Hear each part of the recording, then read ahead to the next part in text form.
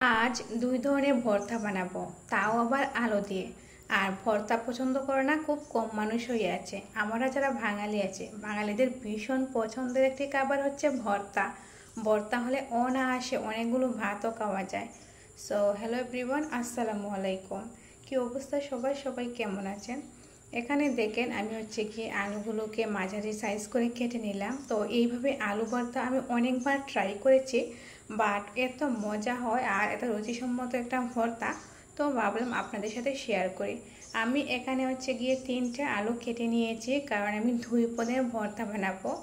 আলু দিয়ে হচ্ছে গিয়ে লঙ্কার গুঁড়ো দিয়ে একটা ভর্তা বানাবো, আর সাথে হচ্ছে গিয়ে কাঁচামরিচ দিয়ে একটা ভর্তা বানাবো, শুকনো মরিচ যেটাকে বলা হয় আর কি। তো আমি এখানে দেখেন শুকনো মরিচ প্লাস হচ্ছে গিয়ে কাঁচামরিচকে আমি ভেজে নিয়েছি অল্প কিছু তেল দিয়ে।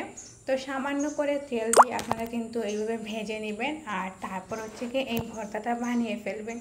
খুবই সিম্পল ওয়েতে আমি বানিয়েছিলাম এই ভর্তাটা। তো এই ফাঁকে কিন্তু আমি এখানে পেঁয়াজকে বেরেস্তা করে নিয়েছি। পেঁয়াজকে বেরেস্তা করে তারপর কিন্তু হালকা আমি ভেজে নিয়েছি আর কি। কেউ কেউ আবার পছন্দ করে ভাজা ছাড়া, তবে আমি হালকা একটু ভেজে ফেললাম, কারণ একটা যে গন্ধ আছে ওই গন্ধটা দূর হয়ে যায় আর কি। পেঁয়াজের মধ্যে যে স্মেল থাকে ওই স্মেলটা একটু দূর হয়ে যায়। তো আমি এইভাবে করলে আমার কাছে মনে হয় বেস্ট হয়, যার কারণে আমি এইভাবেই করি। এখানে দেখেন আমি পেঁয়াজকে একটু লবণ দিয়ে মাখিয়ে নিতেছি। এখানে আমি ফার্স্টে করে নিতেছি হচ্ছে গিয়ে শুকনো মরিচের ভর্তাটা। আর শুকনো মরিচের ভর্তা করে নিচ্ছি, এখানে মাখিয়ে নিচ্ছিলাম। মাখানোর মধ্যে যে খুব বেশি একটা স্মেল বের হয়েছিল, আমার তো জিভে জল চলে আসতেছিল, কি একটা অবস্থা। তো ঘরোয়া উপকরণ দিয়ে আমি খুবই মজার একটা ভর্তা বানিয়ে নিলাম। তো এখন বানাবো হচ্ছে গিয়ে কাঁচামরিচের ভর্তা।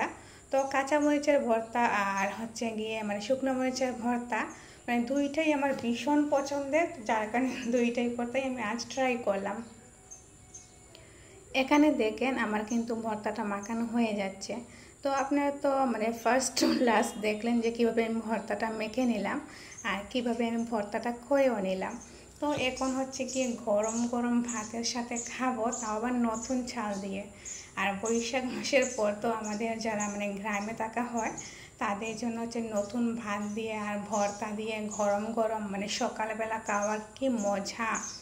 যারা গ্রামে থাকে তারা বিশেষ করে এটা জানবে। তো খাওয়া দাওয়া করে এখন হচ্ছে গিয়ে কলাটা আমি ফ্রিজে রেখে দিতেছি। আর কলা ফ্রিজে করে রাখলে খেতে ভালো লাগে। আর আমার ঠান্ডা কলা না অনেক ভাল লাগে, যেহেতু গরম, তো এই গরমের মধ্যে ভাবলাম কলাটা একটু ফ্রিজে রেখে দিই। অন্যদিকে আমি সন্ধ্যাবেলা নাস্তার জন্য আজ বানিয়েছিলাম এখানে হচ্ছে নুডলস। তো নুডলসে তেমন একটা ডিমও দেওয়া হয় না, প্লাস হচ্ছে গিয়ে মাংসও দিলাম না, কারণ বাসায় ছিল না ডিম। তো ভাবলাম সহজভাবে বানিয়ে নিই এই নুডলসটা, সবাই খেতে পছন্দ করবে। তো সবার জন্য কিন্তু আমি সন্ধ্যাবেলা নাস্তার জন্য এই নুডলসটা সহজ রেসিপি হিসেবে ট্রাই করলাম। তো গাইস এখন আমি হচ্ছে গিয়ে একটা মুরগি জবাই করেছিলেন আমার আম্মু। তো ওই মুরগিটা এমনিতেই রেখে দিয়েছিলেন সকালবেলা রান্না করার জন্য দুপুরে। তো আমার কাছে ভালো লাগতেছিল না, যার কারণে আমি এইভাবে প্যাকিং করে রেখে দিতেছি। তো আজকের মতো এখানেই বিদায় নিচ্ছি। আল্লাহ হাফেজ।